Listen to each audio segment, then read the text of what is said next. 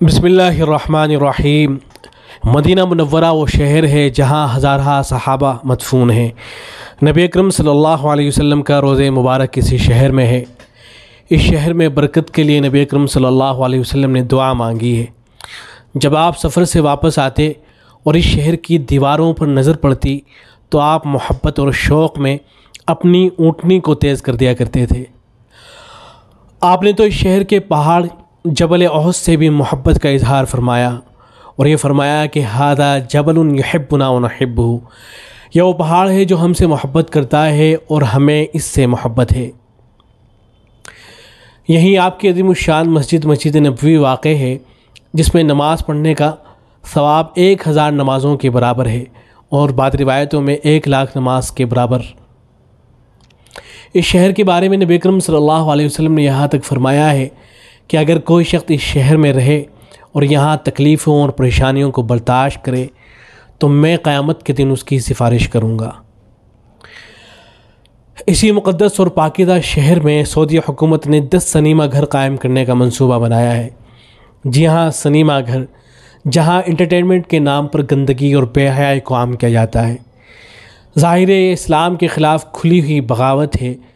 جہاں سے اسلام پھیلنا چاہیے وہاں سے اب ایک پاگل حکومت گندگی اور فحاشی پھیلائے گی۔ اس گھٹیا اور بدترین حرکت کے خلاف دنیا کے ہر مسلمان کو سراپا احتجاج بن جانا چاہیے، لیکن ابھی تو صرف تنہا ایک آواز شیخ الاسلام حضرت مفتی تقی عثمانی دامت برکاتہ العالیہ کی سنائی دے رہی ہے۔ انہوں نے ٹویٹ کرتے ہوئے لکھا ہے کہ اب مدینہ منورہ میں بھی 10 سنیما ہال قائم کرنے کا منصوبہ۔ انا للہ و انا الیہ راجعون۔ الفاظ اس پر صدمے کا اظہار سے عاجز ہیں۔ الیس منکم رجل رشید۔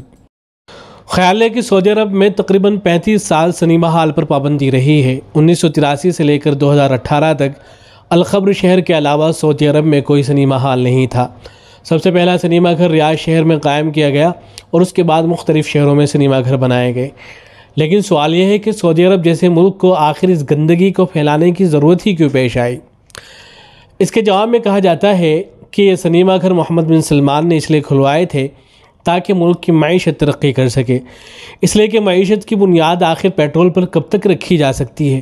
پیٹرول آج ہے، کل اس کا چلن اگر ختم ہو گیا یا زمین سے نکلنا ہی بند ہو گیا تو تب کیا ہوگا؟ لیکن اولاً تو یہ اندیشہ صحیح نہیں ہے، اس لیے کہ سعودی عرب نہ صرف بہت سے مسلم ممالک بلکہ یورپی ممالک جو ترقی یافتہ خیال کے جاتے ہیں ان سے کہیں آگے ہے۔ وہاں کے لوگوں کا معیار زندگی دوسروں کے مقابلے میں بہت بہتر ہے۔ لیکن تھوڑی دیر کے لیے اگر یہ مان بھی لیا جائے کہ آگے چل کر سعودی عرب کی معیشت متاثر ہو سکتی ہے تو تم نے اپنے ماضی پر کیوں غور نہ کیا؟ تم تو وہی لوگ ہو جو صحراؤں میں دیہاتوں میں زندگی گزارا کرتے تھے۔ تمہارے آباء و اجداد کے پاس تھا ہی کیا؟ جس خدا نے تمہیں اس دولت کی ریل پیل سے نوازا اس خدا سے تم آئندہ کیوں مایوس ہوتے ہو؟ جس خدا نے تمہیں پیٹرول عطا کیا کیا وہ خدا اس پر قادر نہیں ہے کہ تمہاری ان زمینوں سے وہ دوسرے خزانے نکال دے؟ تمہارے مشیروں نے قرآن مجید کی اس آیت پر کیوں غور نہ کیا؟ الشیطان یعدکم الفقر ویأمرکم بالفحشاء واللہ یعدکم مغفرۃ منہ وفضلا۔ شیطان تمہیں مفلسی سے ڈراتا ہے اور تمہیں بے حیائی کا حکم دیتا ہے۔ اس کے ایک ایک لفظ پر غور کرو، تمہیں یوں محسوس ہوگا کہ جیسے قرآن کی یہ آیت آج ہی نازل ہوئی ہو اسی وقت کے لیے، کہ شیطان تمہیں بے حیائی سنیما گھر کی تعلیم دے رہا ہے اور کہہ رہا ہے کہ سنیما گھر قائم کر لو ورنہ غریب ہو جاؤ گے، اور اللہ تم سے مغفرت اور فضل کا وعدہ کر رہا ہے۔ فیصلہ تمہارے ہاتھ میں ہے، تمہیں کس چیز کا انتخاب کرنا ہے، گندگی اور بے حیائی کا یا اللہ کی مغفرت اور اس کے فضل کا؟ اور ہاں، اہل مدینہ بھی سن لیں جو اس گندگی کا حصہ بننے کی خواہش رکھتے ہیں، جو آرزو اور تمنائیں پال رہے ہیں کہ سنیما گھر جا کر فلمیں دیکھا کریں گے۔ مدینہ کے فضائل اور مناقب میں یہ بھی ایک قابل تذکرہ فضیلت ہے کہ مدینہ میں فاسق، فاجر اور حدود اللہ سے تجاوز کرنے والوں کے لیے کوئی جگہ نہیں ہے۔ چنانچہ مدینہ منورہ وقتاً فوقتاً اس طرح کے لوگوں کو باہر پھینکتا رہتا ہے۔ اس طرح کا ایک واقعہ خود نبی اکرم صلی اللہ علیہ وسلم کے دور میں بھی رونما ہوا۔ اس کا خلاصہ یہ ہے کہ ایک دیہاتی نے مدینہ میں آ کر نبی اکرم صلی اللہ علیہ وسلم سے بیعت کی اتفاق سے اس دیہاتی کو بخار آ گیا تو نبی اکرم صلی اللہ علیہ وسلم کی خدمت میں حاضر ہوا اور کہا کہ اے محمد میری بیعت توڑ دو۔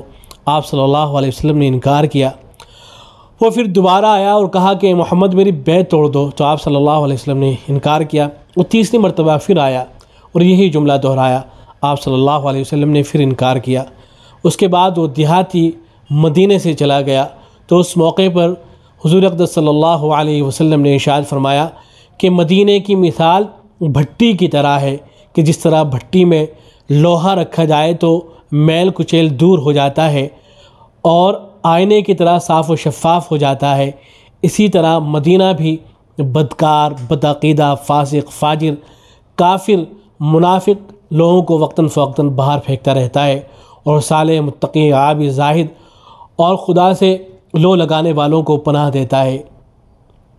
اور یہ سلسلہ قیامت تک چلتا رہے گا، یہاں تک کہ قرب قیامت میں مسیح دجال کا ظہور ہوگا جو دنیا کے چپے چپے کو چھان مارے گا۔ کوئی ایسی جگہ نہیں ہوگی جہاں اس کے منحوس اور ناپاک قدم نہ پہنچیں گے، لیکن یہ ملعون مدینے کی سرزمین میں قدم نہیں رکھ سکے گا۔